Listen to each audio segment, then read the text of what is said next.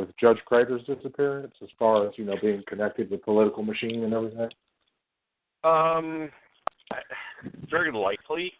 Usually, it's kind of like the if it looks like a duck and sounds like a duck and walks like a duck, it's probably a duck.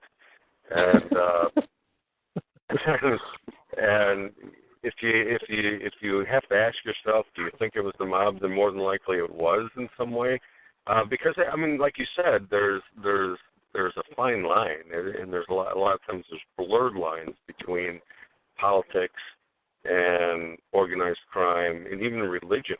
You can throw religion into the mix as well, because you actually, all of these systems are interrelated a lot of ways, and when you get somebody, in a position where, you take like a Bobby Kennedy or something like that, where the person has a personal belief and is like going to be all out and going against, the mob or whatever, they usually end up dead, because it's the ones that live a long time are the ones that learn to play the game, and Bobby Kennedy wasn't one of them. And I totally respect that. I was always, I would always be the type that if I was the guy that knew something was going on, I would kind of be a crusader to do the right thing. And a lot of times that doesn't work out well for people. So more than likely, yeah, if you have to ask yourself, do you think the mob was involved? It's like, do you think the mob was involved with Jimmy Hoffa? Yeah. Well, more than likely, yes. But nobody knows for sure. I'm sure he's probably sitting in some cornerstone of some building, after they tear down the Sears Tower in 100 years or whatever. Maybe they'll find his body or something. Well, I just always found it funny, like especially even in the mob world, like Vincent Mangano, when I was reading about him and his brother, he was murdered the same day that his brother disappeared, and they never found him. I was sitting there thinking, oh, ho, ho, yeah, they're never going to find him. That's the point. Right. And it's like, well, he disappeared. What you really mean to say is the fucker was murdered. That's what you mean. Right. Well, only we can't prove it. He's just no longer around. Right, exactly. Right. Yeah, and it's just, I asked because they have this movie coming out with Pacino, and I think it's De Niro or somebody, and Frank, it's supposed to be sort of like Frank Sheeran's sort of like biography. He always claimed that he knew what happened to Jimmy Hoffa, that he's the one that shot him, and all this, that, and the other. And I just wonder, That'd be interesting. Yeah, it will be. Especially considering I've seen both of them in The Godfather. It's going to be weird to see, oh, sure, see them play Hoffa, because I always remember Jack Nicholson as Hoffa, So. Right, absolutely, yeah. That's who I see as Hoffa all the time, too. Yeah.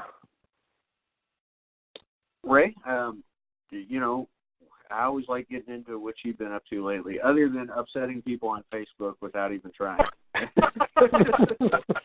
It's been a while, though, since I've seen you stir the pot. And what's funny is I don't even think you try to. People are just ultra-sensitive. Oh, no, you don't. It doesn't take much to upset people, even if you're not trying. But the thing is, it's kind of like the new thing is that you have to be offended in order to have an opinion. So, you do. If you're a victim or you're offended or something, then you can have an opinion. But if you're not offended, you can't have an opinion. As far as working on stuff, I'm working on a huge project now, which I can't say a whole lot about. I wish I could. In fact, you guys will be the first ones to find out officially when I can actually say something about it. But it's probably going to be about a year-long project. I can't say it's kind of a documentary of sorts. But it'll be, let's just put it this way, I'll probably have to move out of Cook County once it comes out. So it'll be interesting. So I like hearing that. Well, I don't like hearing that you have to move, but I do like hearing you stir the pot in Cook County, because I know you. It would be better for me. It would be better for me, but I'll know shortly if I have to go to that extreme. But yeah, it'll be interesting. It's a neat project. I wish I could say more, but I can't because the people involved in it would get really mad at me. So, but you'll be the first to know. So you guys have always been good with me, and I'll I'll actually reach out to you guys when it comes close and kind of let you know what's going on. We'll always be paying attention for that for sure. And I would ask one more thing, because you kind of have I don't know, something that's kind of near and dear to your heart. You've been doing a lot of things to try to find out who the Grimes sisters' killers were, and that was something I wanted to talk about next month at some point. We can talk about that, off the air when we're a little more sober. But anyway, I just wanted to throw that out. But next month, I'd like to talk about the Grimes sisters, because that case fascinated me. You had mentioned it to me. I had never heard of it, probably because I'm not a Chicago resident. I live 6 hours away. But once you mentioned it to me and I started getting immersed in it, I just knew we had to talk about it again. Well, it has that effect on people. So, and like I said, we could talk about it later. But yeah, it definitely has that effect on people once you learn about it and even look into it, even from a not a real deep standpoint, but do more than just read a couple articles. It really grows on you. I mean, it's almost as if these two girls were reaching out from the grave to try to get some sort of closure or justice in the case. So, and that's everyone I've talked to, from current law enforcement to former law enforcement to people that grew up in the area and whatnot. And yeah, that's it wasn't until about 10 years ago that I really got involved in it, but before that it was just kind of like an urban legend of sorts in Chicago. Yeah, I mean, I had heard the name, but that's about it. So, I mean, it's something that I definitely want to get more in depth with you on for sure. But Ray, as always, I really appreciate you coming in. It's so funny, the different shows we've done, from the Great Chicago Fire to, I mean, we talked about Gacy, Holmes, I mean, just all sorts of different things on the spectrum. So, throw out your social media. I know you have a Facebook page, Facebook group, other things. Throw it out.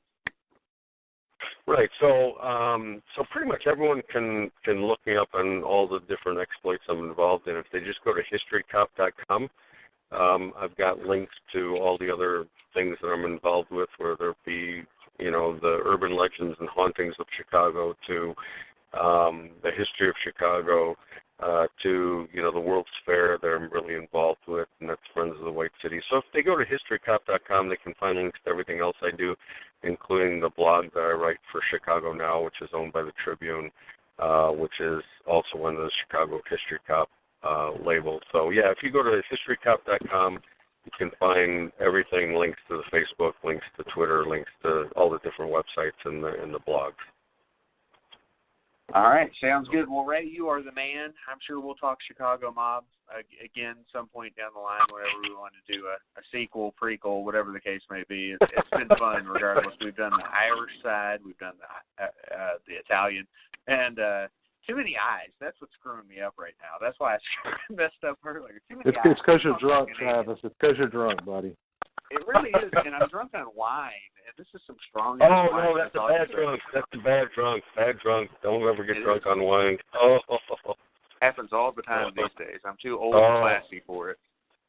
Oh, man. Yeah, wine drunk is a bad one. That's a bad one. Yeah, everybody talks to me about the headaches that come with it, but I think I'm just getting used to it. Maybe? Oh, good for you. But, yeah. Usually hurts my head. Well, Ray, right, guys, man. We'll talk to you down the line, okay, buddy? All right. Sounds good. All right, later on. All right. You guys take care. All right, bye. All right, bye, Ray. Take it easy. Bye-bye. So he calls himself the history cop. Well, we call him kind of the Chicago history cop and our own Chicago expert, and probably our favorite guest, let's be honest. If you look at our archives, especially our serial killers, true crime, real life horror archive, you see Ray on there more than anyone. Kevin M. Sullivan's probably a close second, but Ray is the man when it comes to Chicago crime, and God damn it, I love Chicago crime, Blake. It's the best. Oh, I do too, and I will forgive that you didn't mention me as being a frequent guest because I am on a lot of episodes too. Several Do we serial even times. consider you a guest at this point? I mean, like you've risen above that at this point. Oh, You're like, there is no such thing as rising above. Not on this show. Shit. yeah, I mean, you say, well, then you're below it. Whatever the case may be. You're on usually at least twice a month. That can't even be a guest spot anymore, you know? Oh, I guess you're right, probably.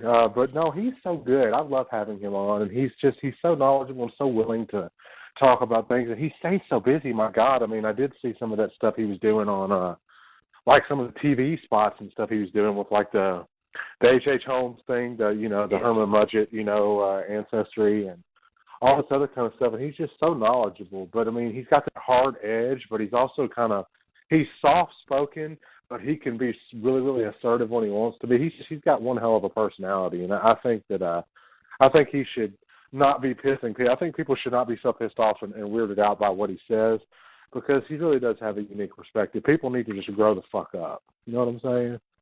Well, it's funny because like we saw, we had Jeff Mudgett on our show once. We had Adam Seltzer on our show a few times. We had John Borowski on our show 3 times.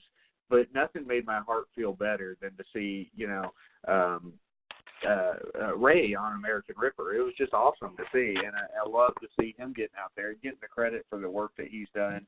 I mean, and he's not one of those guys that's looking for credit. He just likes, that's his thing, which I respect.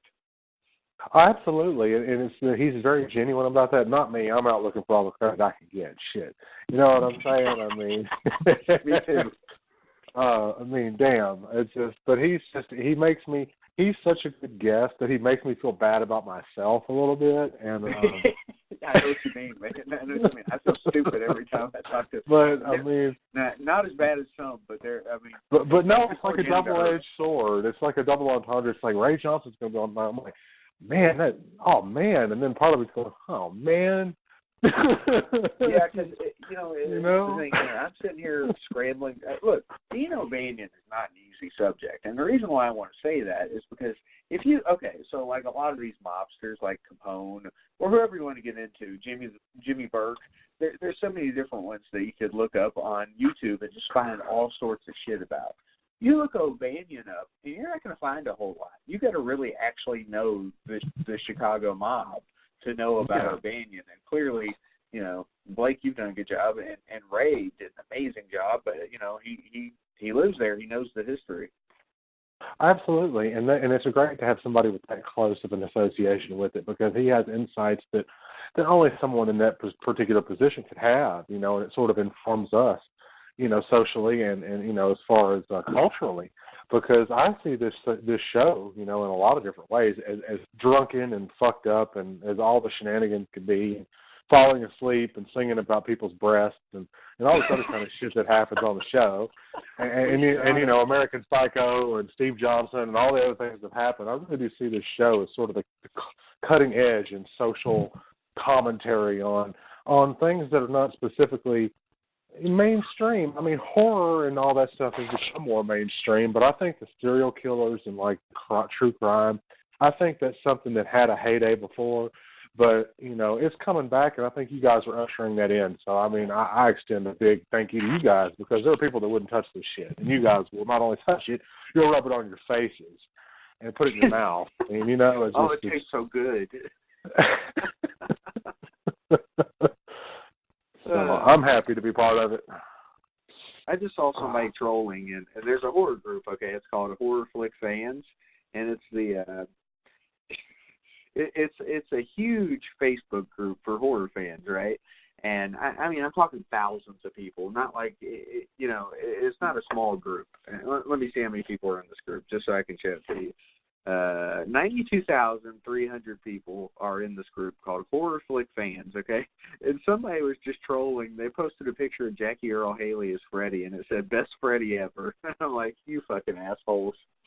Oh, my God, I don't even want to get it started. And as far as Facebook trolls are concerned, guys, my reputation has not only become the person that writes the Nightmare books, but also the person that's banned from every nightmare group that's got any considerable amount of people, because I literally have been blacklisted from every nightmare group except for the one that I founded and the one that I was invited to, the Club Kruger. But yeah, I mean, I see the trolling, and that's another reason I really hate Facebook. Right? You know why you're banned from all these groups is because you think for yourself. You know what I mean? You don't just follow what everybody else says when it comes to Well, that. you know, it's funny because Mick got on, I'm posting a link to a show tomorrow I did with Retro Movie Geek podcast, the big time